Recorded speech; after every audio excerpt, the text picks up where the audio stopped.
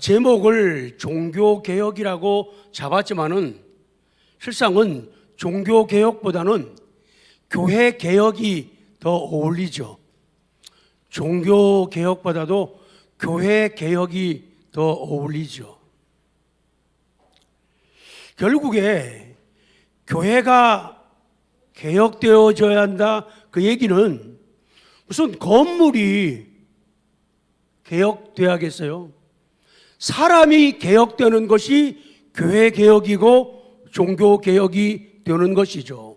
그래서 지난 시간에 한국교회 성장주의 이대로 좋은가, 그래서 중세 로마 가톨릭 교회의 타락을 우리가 보았죠. 결국 그들의 무수한 연약함과 허물과 죄는 성경에서 떠났기 때문이다. 사제들만, 신부들만 성경을 가지고 있기 때문에 성도들은 아무것도 몰라요. 가르쳐 주지도 않아요. 그러니까 그냥 그러니 하고 성경을 덮어놓고 믿으니까 변질이 되고 변색이 되어도 눈치를 채지를 못하는 거예요. 그래서 하나님께서는 하나님의 사람들, 성경의 권위를 높이고 기도하고 영혼들을 사랑하는 사람들을 그때마다 준비시켜가지고 그들의 눈이 열리고 그들의 마음이 열려가지고 하나님을 향하도록, 성경을 향하도록 했죠. 그래서 오늘 이 시간에 이어가면서 오늘까지가 왜 중요한가 하면은 다음 시간부터는 이제 본격적으로 우리 종교개혁이 가능했던 것, 그리고 종교개혁이 되어가지고 계속적으로 어떤 면들이 달라지고 변화되어야 되는가, 다음 시간에는 성경에 대한 거거든요. 이거를 붙잡고 발견하고 은혜를 받으면 우리 인생 완전히 새롭게 시작하고 뒤집어질 수가 있죠. 그래서 오늘 본문을 시작을 이렇게 하는 겁니다. 큰 집에는 그릇이 다양하다. 2장 20절에 큰 집에는 금그릇, 은그릇, 나무그릇, 질그릇이 있다. 그리고 귀하게 쓰는 것도 있고 천하게 쓰임받는 것도 있다. 그래서 하나님의 교회는 큰 집이다. 왜 큰 집이 되느냐? 교회는 그 주인이 크시기 때문에, 하나님이 크시고 하나님이 위대한 분이기 때문에 교회는 큰 집이다. 그리고 우리 성도들에게 주어진 하나님의 사명들, 그 교회의 사역이 우주적이다. 우주적이라는 말은 가톨릭이라요. 가톨릭. 우주적이다. 그러니까 세계적이고 우주적인 것이 우리의 사명이니까 교회는 큰 집이다. 그리고 교회가 큰 집인 이유는 생명을 취급한다. 사람을 살게 하고 사람을 죽게 한다. 사람들의 영혼을 취급하기 때문에 교회는 큰 집일 수밖에 없다. 교회 건물이 크든지 작든지, 숫자가 많든지 적든지, 재정이 넉넉하든지 적든지, 하나님의 교회는 뭐다? 큰 집이다. 그런데 큰 집에는 많은 그릇들이 있다. 21절 시작. 그러므로 누구든지 이런 것에서 자기를 깨끗하게 하면 귀히 쓰는 그릇이 되어 거룩하고 주인을 쓰심에 합당하며 모든 선한 일에 준비함이 되리라. 그 그릇의 종류가 다양하지요. 이 그릇의 종류가 다양한 것은 성도들이 하나님께 받은 은사가 어떤 것인가, 그 은사의 품질을 말하는 거예요. 품질이라는 말은 성질과 바탕을 말하는 거예요. 어떤 성질을 가지고 있고 어떤 바탕을 가지고 있는, 우리 보통 말할 때 사람이 그러면 답을 퀄리티라고 얘기하셔야 돼요. 우수하다는 말을 갖다 뭐라 그래요? 퀄리티라고 그러죠. 고급이라는 말을 뭐라 그래요? 퀄리티라고 그래요. 저질이 아니고 양질이다. 그걸 뭐라 그래요? 퀄리티라고 그래요. 그래서 우리 성도들은, 그리고 가정은, 교회는 하나님께 받은 그 은사가 우수하고 고급스럽고 양질, 퀄리티가 있어야 된다, 그 말씀이에요. 주인에게 귀하게 사용되는 자격은 자기를 깨끗하게 하는 거예요. 금이냐 은이냐가 아니고 질그릇 흙으로 된 것이냐 나무로 된 것이냐 이게 중요한 게 아니라 깨끗한 그릇을 쓰신다 그 말이죠. 근데 사람들은 깨끗한 데다가 초점을 안 맞추고 자꾸만 큰 그릇만 되려고 하고 그러기 때문에 변화가 없고 달라지지를 않는다는 거예요. 그래야 주인의 쓰심에 합당하고 선한 일을 위한 준비가 가능하다는 거예요. 그래서 마찬가지로 우리 기독교라고 하는 큰 집에는 은사의 품질, 우수함과 고급스러움과 양질, 그 퀄리티에 따라서 금그릇, 은그릇, 나무그릇, 질그릇이 있고 또 귀하게 쓰는 그릇, 천하게 쓰는 것도 있다. 그냥 천하다는 것이지 자주 많이 크게 쓰지 않아도 가끔 한 번씩 쓰여도 소중하게 쓰여지는 것이 있어요. 중요한 것은 더러우면 안 된다는 것이죠. 목사가 되는 것이 문제가 아니라 장로가 되는 것이 문제가 아니라 안수집사 되는 것이 문제가 아니라 권사가 되는 것이 문제가 아니라 어떤 기관의 장이 되는 게 문제가 아니라 금이냐 은이냐 이것이 아니라 깨끗한가 깨끗하지 않은가 이것을 하나님이 관심 가지고 초점을 가지고 보신다 그런 말씀이죠.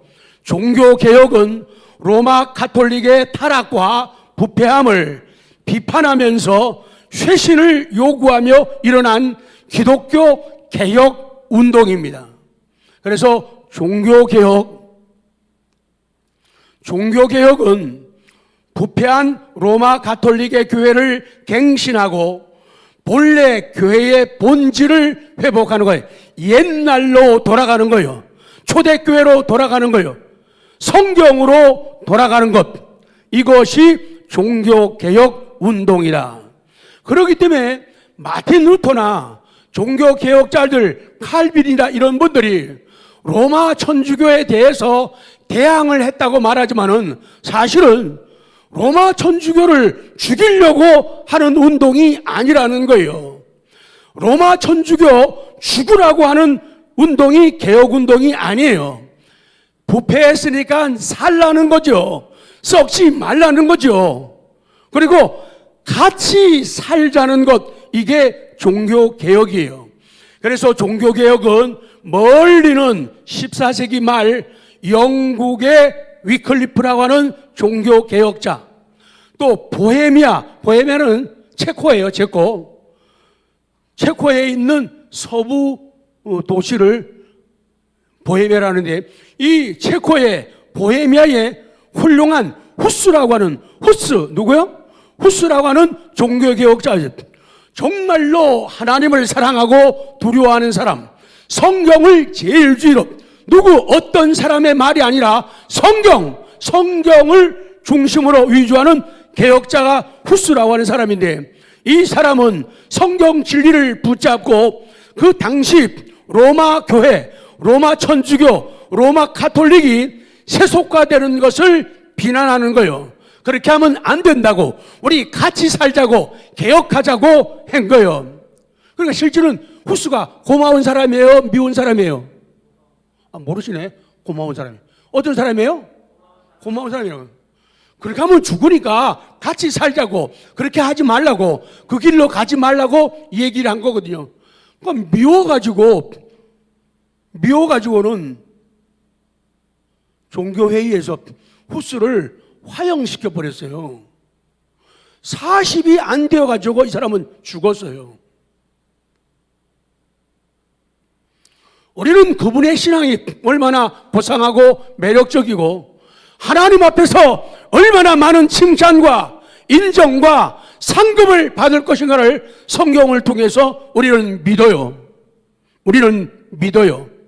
그리고 보헤미아 후스에게서 시작되어 가지고 16세기는 독일에서 마틴 루터에게 와가지고 절정의 클라이막스에 이르렀고, 그리고 스위스의 쮸잉글리, 그리고 칼빈, 이런 개혁자들로 이어져 가지고 전 유럽으로 종교개혁 운동이 확산되었어요. 그렇기 때문에 하나님을 사랑하는 사람 편에 서지 않고 성경, 원리를 붙잡는 이 사람들은 가끔은 외로울 수가 있어요. 가끔은 힘들 수가 있어요. 그러나 결국은 진리는 그들을 지지하고 사랑하고 하나님은 그들 편을 들으신다. 그런 진리예요. 이것을 통해서 오늘의 지금의 그래서 로마 가톨릭에 대해서 그렇게 하면 안 된다고 돌아서라고 우리 같이 살자고 그렇게 했던 것들, 거기에 대해서 그 당시 로마 가톨릭은 못마땅히 여긴 거예요. 여러분 가운데도 그래요. 믿음으로 살려고 하고 주의를 바르게 지키려고 하고 바른 기도 생활하고 바른 섬김 가지고 바르게 하려고 하는 사람이 어떨 땐 싫어질 때가 있어요. 왜? 그 사람의 밝음 때문에 내 어둠이 노출되기 때문에 그래요. 그래서 기도 안 하는 나에게 기도하는 사람이 이상하게 싫어요. 울지 않는 나에게 우는 사람이 부담스러운 거예요. 그래서 개혁자들이 어려움을 당해. 그래서 이 사람들이 그런 사람들에 대해서 나한테 항의해 대들어 턱 서들고 그래서 프로테스탄트 항의자라는 이름을 별명을 붙여준 거예요. 저것들은 항의하는 놈들이야. 따라오지 않고 입 다물고 가만히 있지 않고 항의하는 사람들이야. 그래서 프로테스탄트라고 불리게 되는 거죠. 기억. 이제 조국 교회 이대로 좋은가? 우리들도 나도 말씀으로 돌아가야 된다. A. 중세 로마 가톨릭을 닮아가는 한국 교회들. 하나님께서 이 시대에 나의 신앙, 내 가정, 내 교회, 조국 교회에 원하시고 기대하시는 종교개혁, 교회개혁은 올바른 자기 성찰과 회개이고 자기 갱신, 자기 부흥, 자기 변화를 통하여 생명을 가지고 사는 거예요. 살아있는 송사리 물고기처럼 흐르는 물을 따라가지 않고 거슬러 올라가는 거예요. 죽은 널판지는 아무리 커도 거슬러 올라가지를 못하고 흘러 내려갈 수밖에 없죠. 그래가지고 세상에 빛이 되고 소금이 되어서 하나님께 영광을 돌리는 거죠. 원래부터 종교개혁, 교회개혁은 말씀의 진리를 떠나 잘못된 방향으로 나가버린 로마 가톨릭 교회와 신학을 개혁을 해가지고 본래의 교회 모습으로 되돌리려는 회복과 갱신 운동이라는 거예요. 본래의 성경으로 하나님께로 돌아가자는 것이 교회 개혁, 종교 개혁이에요. 사랑하는 성도 여러분, 종교 개혁의 배경이, 교회 개혁의 배경이 로마 가톨릭의 타락이었듯이 오늘날 우리 조국 대한민국 교회도 변질되어 종교개혁이 필요하다는 자성의 목소리가 커지고 있어요. 교회 이대로 좋은가? 오늘날 성도들이 이 시대에 정말로 이대로가 좋은가? 그런 소리가 나고 있는 거예요. 그래서 교회는, 믿음은 양이 아니라 질이다. 양 가지고 승부하고 교회가 몇천 명, 몇만 명 되면은 성공한 목사가 되고 또 그런 교회로 후임으로 가게 되면은 성공한 사람으로 치부하는 그런 세상이 되었다는 거예요. 규모가 작은 교회가 살아야 규모가 큰 교회도 살고 조직이 큰 교회가 살아야 조직이 작은 교회도 산다. 교회 성장은 서로 교회가 경쟁 구도가 아니라 상생, 서로를 살리는 이런 관계가 되어야 된다. 내 교회가 중요하면은 저 옆에 있는 교회도 중요하다. 절대로 옆에 있는 교회를 비판하거나 강단에서 공격하는 그런 일들은 있으면 안 된다는 거예요. 내 교회도 중요하고 남의 교회도 중요하고 우리나라에 있는 교회도 중요하고 외국에 있는 교회도 다 중요하다. 그래서 전도적 사명과 선교적 사명이 우리에게 주어진 것이라고 성경을 통해서 깨달아야 된다, 그런 말씀이에요. 그래서 한국에 적어도 6만 개의 교회가 있다고 합니다. 큰 교회의 역할이 있고 또 규모가 작은 교회의 역할이 있어요. 큰 교회에도 엄청난 문제가 있고 작은 교회에도 문제가 있어요. 또한 작은 교회가 아름답다고 하면은 큰 교회도 아름다운 거예요. 큰 교회가 훌륭하다고 하면은 작은 교회도 훌륭하다. 여기까지 인정하십니까? 여기까지 동의하십니까? 그러면 우리는 제대로 된 길에 서 있는 겁니다. 큰 교회는 작은 교회를 무시하고 작은 교회는 큰 교회를 싫어하는 이분법적인 논리를 벗어나는 것, 이것이 교회개혁이고 이것이 종교개혁이다. 많은 사람들이 큰 교회에 다니면은 자신의 믿음이 크다고 생각하고 작은 교회에 다니면은 자신의 믿음이 작다고 생각하는 이런 잘못된 신앙은 답개혁. 이런 신앙은 답개혁. 이런 신앙은 개혁되어야 한다, 그 말씀이에요. 큰 교회에서 목회하면 큰 목사님이고 작은 교회에서 목회하면은 작은 목사라는 잘못된 인식은 종교개혁, 신앙개혁, 교회개혁의 대상이 된다. 어떤 면에서 우리 교회의 위기는 큰 교회의 교만과 우월의식에서 시작된 부분이 너무도 많이 있어요. 또한 우리 작은 교회들이 큰 교회를 흉내내고 따라하면서 시작된 부분도 많이 있어요. 그래서 우리 작은 교회 목회자들은 과거 우리 돌아보면 그렇더라고요. 월요일 날은 일주일간 계속적으로 수고하고 했었으니까 월요일은 쉬라고 시간을 주게 되면 작은 교회 목사님들은 쉬지를 못하는 거예요. 월요일만 되면은 그때에 세미나를 여는 거예요. 제자 훈련을 하는 거예요. 전도 폭발을 하는 거예요. 그러니까 어떤 거라도 좀 잡아야겠다는 마음에 작은 교회 목사님들은 쉬지 않고 그 세미나, 그 집회에 계속 참석하는 거예요. 댕겨보니까 회비도 만만치 않은 거예요. 봐줘서 하면은 10,000원이에요. 보통 막 몇만 원씩 5만 원, 10만 원, 어떤 거는 20만 원, 30만 원씩 하는데 작은 교회에서 목사님들이 그걸 감당한다는 건 너무 어려운 거예요. 마치 그렇지는 않지만은 거의 빚을 내다시피 해가지고 세미나를 큰 교회에서 성공했다고 하는 그 세미나를 찾아다니는 거예요.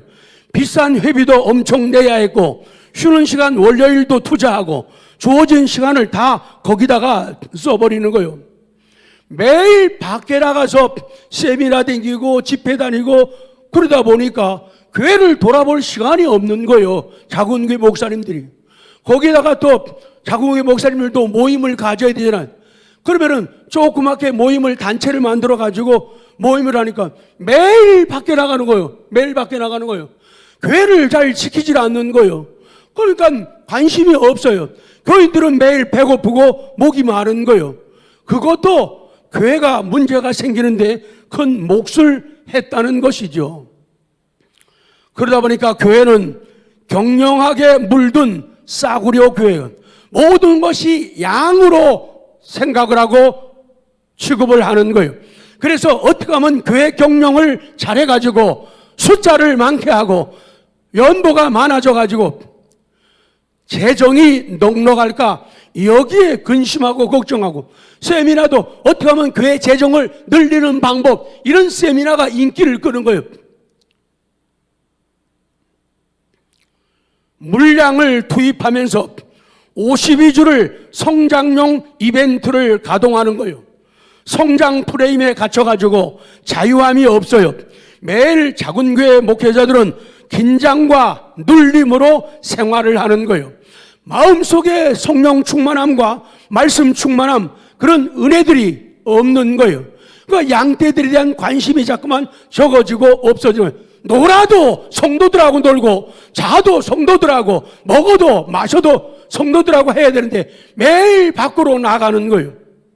매일 목사님은 교회에 없는 거예요. 목사님은 매일 집에 동네에 없는 거예요. 그래서 마치 그 모임을 무슨 개모임 하듯이 거기 가서 탈출구를 찾으려고 하는 그런 시간들이 한국교회에 너무도 많았다는 거예요. 지금은 코로나 때문에 뜸해졌지만은 교회마다 차량 운행을 가지고 교인 쟁탈전을 용인에서요. 어떤 분이 와가지고 마음에 들어가지고 이제는 정했다고 전에 다른 교회 가봤겠죠. 그런데 용인 세비중앙에 와서 예배를 드리는 거예요. 근데 먼저 갔던 교회가 대형 교회예요. 몇만 명 되는 교회예요.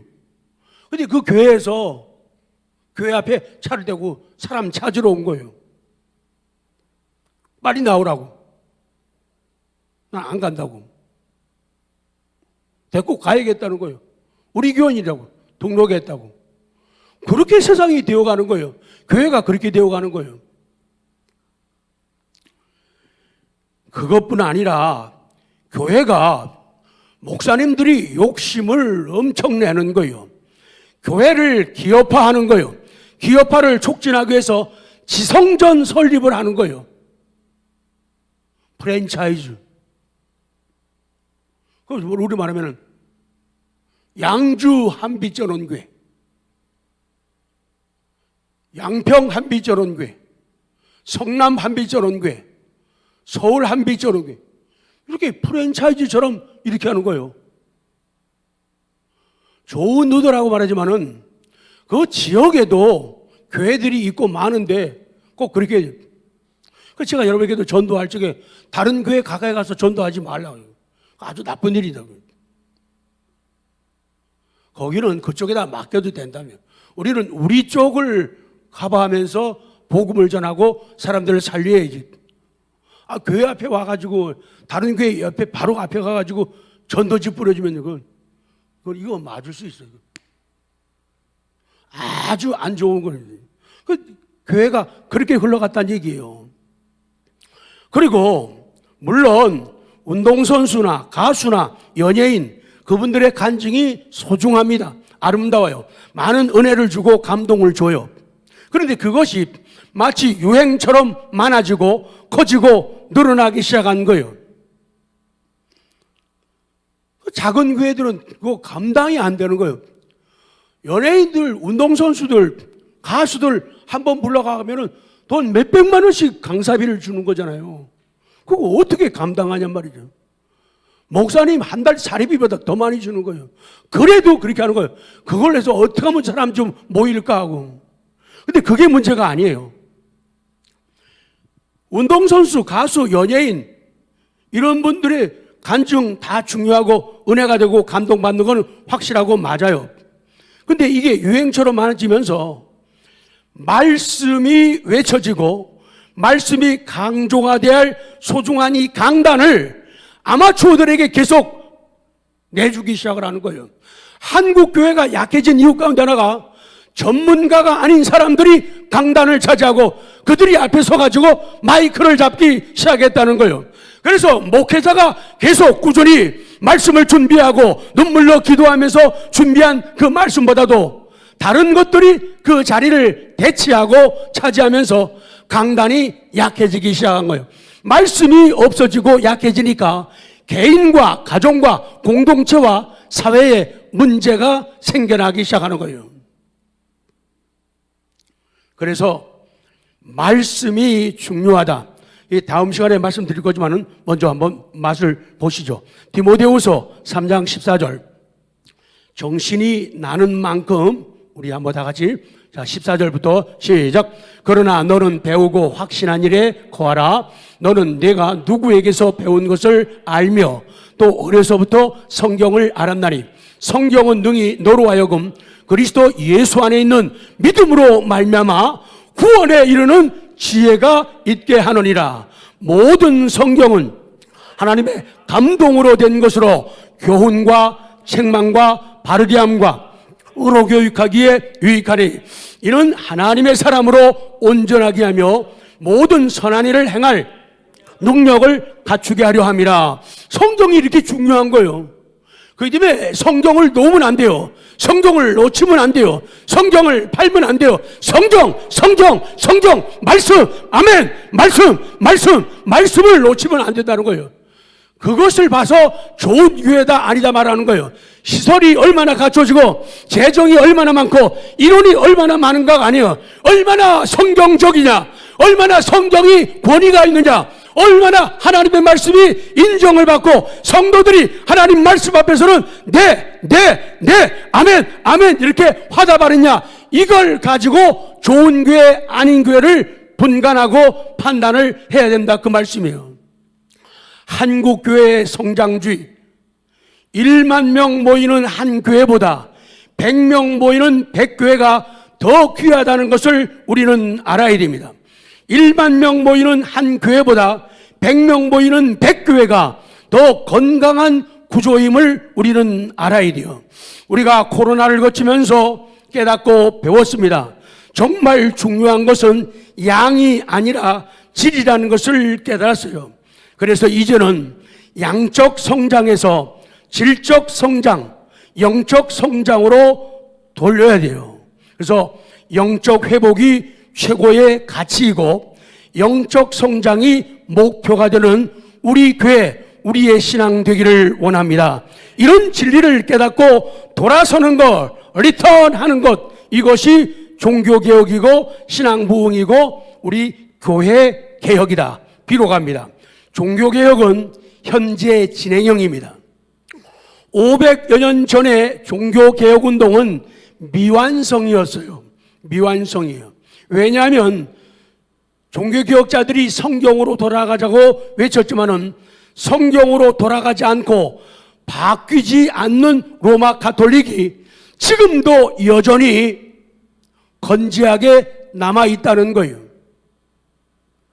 로마 가톨릭, 사람마다 개인마다 신앙이 다르겠지만은 로마 가톨릭은 건전한 성경적인 교회가 아니에요. 하나님과 함께, 하나님 빼는 건 아니에요. 하나님도 믿고 하나님과 함께 사람도 믿고 마리아도 믿고 성인들도 믿고 복 있는 사람, 복자들도 믿는 이런 구조를 가지고 있기 때문에 거기에서 회개하고 성경으로 돌아오지 않으면 구원은 없다라고 우리 개혁교회에서는 말하고 있는 거예요. 성경으로 돌아가지 않고 바뀌지 않는 로마 가톨릭 교회는 아직도 여전히 건재하게 남아 있어요. 개혁자들의 성경적인 주장에 대해서 동조하지 않고 그 당시에도 반대하는 사람들이 상당히 있었기 때문에 종교개혁은 현재 진행형이에요. 우리들 자신도, 나 자신도 말씀 앞에서 개혁될 부분이 많이 있습니다. 그래서 종교개혁운동은 여전히 현재 진행형이에요. 개혁된 교회는, 두 줄 시작. 개혁된 교회는 항상 개혁된, 개혁된 교회는, 개혁된 우리 개혁교회 사람들은, 장로교 교인들 모두가 마찬가지지만은 우리는 항상 개혁이 되어야 돼요. 만약에 당시 로마 가톨릭 교회가 성경을 다 수용하고 개혁 사상을 받아들였다면 역사가 어떻게 진행되었을까요? 당연히 역사상 참혹했던 종교전쟁, 엄청난 사람들이 죽어나가는 종교전쟁은 일어나지 않았을 거예요. 근데 그들은 말씀을 받아들이질 않았어요. 그리고 세계복음화에 얼마나 더 좋은 영향을 끼쳤을까 생각하는 거예요. 그리고 개혁자들이 우리 모두가 성경으로 돌아갑시다 할 때 모든 사제들이, 모든 신부들이, 로마 가톨릭의 수장들이, 교황이 하나님 앞에 회개하고 성경으로 돌아가면은 개신교가 생겨날 필요가 없었단 말이죠. 그냥 하나의 교회, 우주적인 교회, 그 당시나 지금이나 똑같이 가톨릭 교회, 우주적인 교회 하나면 되는 거예요. 근데 그렇게 안 했기 때문에 죄에 대해서 항의한 사람들, 프로테스탄트, 대항하는 사람들, 개혁교회, 리포엄드 처치가 생겨나게 된 거예요. 받아들였으면 우리 개혁교회 따로 생길 필요가 없는 거예요.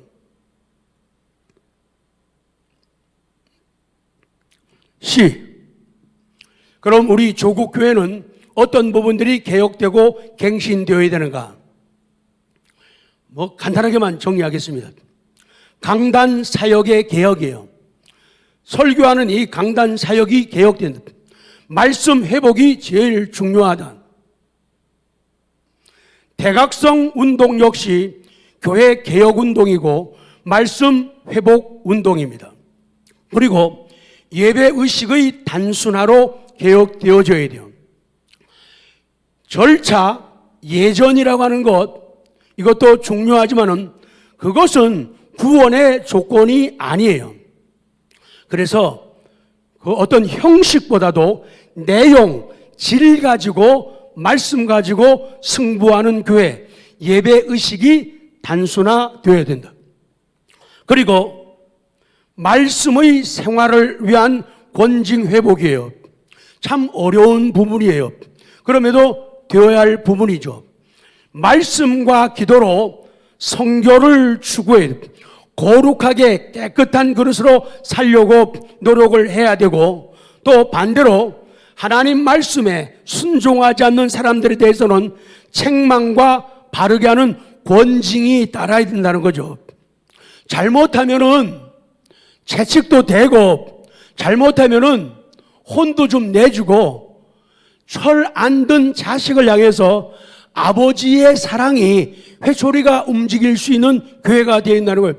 근데 조금만 뭐라 그러면은 교회 안 나오잖아요. 교회 옮기려고 그러잖아요. 이런 부분이 개혁이 되어져야 한다, 그렇게 말씀하는 거예요. 그 다음, 교회 직제에 있어서 계급의식 타파, 이것이 개혁되어야 돼요. 직분은 계급적 차이가 아니다. 항상 말씀드리는 목사가 좀 더 높고 그 다음에 장로가 높고 이런 거 아니라는 거예요.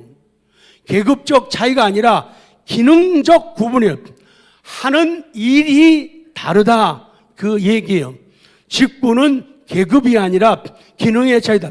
그렇지 않기 때문에 사람들이 호령하고 명령하게 되는 것. 그러다 보면은 계급으로 자리를 잡는다는 거예요.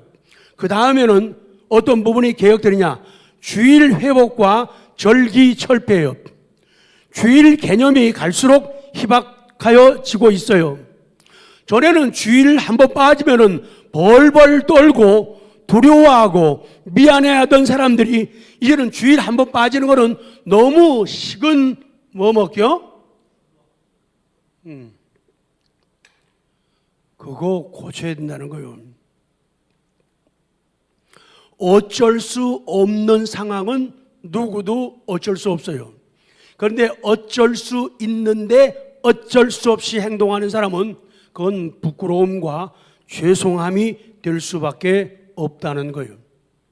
그래서 주일이 회복이, 주의 날, 소유격이에요. 주님께 소유가 되어 있는 날이기 때문에 내 사사로이 쓰지 말라는 것이죠. 그리고 성경적이 아닌 그런 일들, 날들은 폐지하고 줄이고 없애야 된다. 그 다음에 개혁교회의 연합이에요. 서로가 하나 될 수 있는 하나된 주님의 교회를 같은 신학과 같은 신앙을 전하는 교회들이 연합을 이루어야 된다. 그래야 세상을 이긴다. 자, 이제 정리합니다. 그건 두 번째, 종교개혁 5대. 이게 다음 주일부터 시작되는 설교입니다. 우리는 종교개혁의 신앙 고백을 흔히 5대 솔라, 그 라틴어인데 솔라란 말은 기억할 필요가 있어요. 5대 솔라, 5대 솔라. 시작. 5대, 5가지 솔라란. 그냥 쉽게 얘기하면 솔라 그러면 only, 오직, only, 오직. 어떤 사람은 alone 쓰는 사람도 있어요. 오직. 그래서 5가지 오직 신앙이라는 거죠. 성경인데, 그 다음 주부터 할 거예요. 성경은 성경, 그 당시도 성경을 말했어요. 그런데 그냥 성경을 말하지 말고 어떻게 말하나? 그렇죠. 오직 성경. 그 다음에 그리스도를 그들도 말했어요. 오직 그리스도. 믿음 말하는데 오직 믿음. 은혜를 말하는데 오직 은혜. 영광, 하나님의 영광인데 오직 영광. 여기에 초점을 맞추라는 거예요. 그래서 올해 2023년은 종교개혁 506주년을 기념하는 해가 됩니다. 전 세계에서 종교개혁의 의미를 기리며 종교개혁의 개혁을 외치고 부르짖고 있죠. 마지막입니다. 그래서 종교개혁을 통해 우리가 배우고 개혁자들을 통해서 배우기 위해서는 특별히 성경을 요약 정리한 5가지 솔라요. 5가지 솔라를 공부를 해야 돼요. 그러면 인생 완전히 뒤집힙니다. 이 5가지 솔라의 내용을 잘 파악을 하고 유익을 얻고자 한다면은 우리가 2가지 사실을 명심하라는 거예요. 한 가지 기억, 모든 솔라 5가지 정리했는데 5가지 솔라는 서로 연결되어 있는 것이고 5가지가 서로 상호 의존적이라는 것을 기억을 해야 돼요. 그 가운데서도 핵심적인 그 역할을 하는 것이 오직 그리스도예요. 오직 그리스도. 오직 그리스도. 그 다음에 니은 5가지 솔라는 종교개혁 시대에도 그랬듯이 오늘날에도 복음의 핵심을 이해하고 나를 변화시키는 필수적 요소다. 그래서 성경을 깨닫고 이 5가지를 가슴에 품게 되면은 정말로 펄펄 나는 그런 인생을 살 수밖에 없어요. 그래서 저도 마지막 한 해를 맞으면서 어떻게 하면 가장 진하게 마무리를 할까? 그래서 이 부분들을 언급을 하고 이 설교 말씀이 여러분의 삶 속에서 메아리처럼 들려오고 광야의 소리처럼 들려오기를 원하는 그 마음으로 설교를 준비하고 있는 거예요. 결론입니다. 우리 성도의 위기, 교회의 위기는 코로나 때문이 아니에요. 물론 코로나 때문도 있지만 아닌 게 증명되고 지금 코로나 끝나고 마스크 쓰라는데도 사람 안 나오는 이유가 뭐예요? 그 문제가 아니라는 거예요. 교회를 무너뜨리려는 유물론 사상, 공산주의, 사회주의 때문도 있지만 그것 때문만이 아니에요. 성경을 제거하려는 급진적인 정치인들이 우리나라에는 너무 많이 있어요. 성경을 무시하고 깔보고 그 대표적인 것이 동성결혼을 주장하고 동성애를 조성하는 그 사람들, 그들과는 우리 계속적으로 대적하고 배척하고 싸워야 돼요. 이거는 성경을 건드리기. 다른 거는 사람에 대해서 하는 거면 이해할 수 있고 그렇지만은 하나님을 대항하고 성경을 부인하고 부정하면서 뜯어고치면서 사회제도를 고치려 하는 그런 세력들은 몰아내지 않으면 하나님 앞에 책망받는다는 거예요. 그래서 그런 정치인들을 골라내야 돼요. 이건 아주 중요한 문제가 돼요. 기억하십시오. 지금의 위기는 성경 때문입니다. 신앙적인 문제, 영적인 문제 때문이다. 우유부단한 나 자신 때문입니다. 그런 진리를 우리가 깨닫고 우리 2월부터 아름답게 열어가기를 원합니다. 순종하는 믿음으로 화요일 하루라도 깨어 일어나 같이 개혁의 불을 지피고 개혁의 횃불을 드는 우리가 모두가 되기를 기도합니다.